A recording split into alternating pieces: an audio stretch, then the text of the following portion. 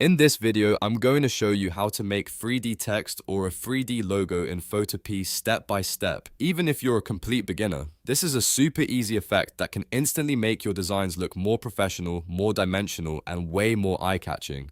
Whether you're creating YouTube thumbnails, social media graphics, banner art, or logo mockups, this technique is one of the fastest ways to add depth in Photopea without needing advanced software. If this tutorial helps you out, make sure to hit the like button and subscribe for more Photopea and design tutorials. Alright, let's jump in.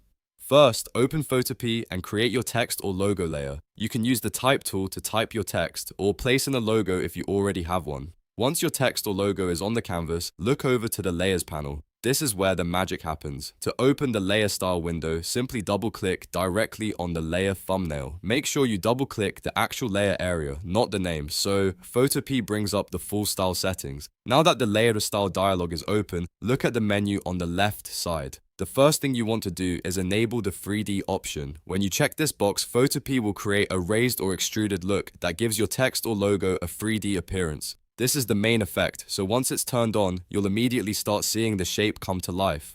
Next, you'll want to configure the 3D settings to match the style you're going for. The first control is angle. This lets you decide which direction the 3D extrusion projects. You can rotate the direction ring to make the depth go down right, down left, or even more directly downward. If you want a classic bold 3D look, down right is usually a great starting point. If you want a cleaner and more subtle effect, try adjusting the angle so the extrusion is shorter or more vertical. After that, move to depth. This control changes how thick or long the 3D block wall becomes. A higher depth gives you a stronger, more dramatic 3D effect, while a lower depth creates a softer and more minimal look. If you're making a logo or thumbnail text, a medium to high depth often looks best because it helps the design stand out from the background. Just keep adjusting until the thickness feels balanced and readable. Then, go to the color or texture option. This is important because the side wall of the 3D effect should usually be darker than the front face. That darker shade helps create the illusion of shadow and makes the extrusion feel more realistic. Click the color box and choose a tone that works with your front color. If your front text is bright, try a darker version of the same color for the sides. If you want a metallic or bold graphic style, you can experiment with stronger contrast for a more dramatic finish. Once the main 3D look is in place, you can make it even better by adding a bevel. On the left side of the layer style window, check Bevel and Emboss. This is optional, but it's one of the best ways to make the front edges feel smoother, more polished, or more chiseled. After enabling it, set the style to inner bevel. This gives the front face a more realistic raised edge instead of a flat cutout look. From there, adjust size and depth.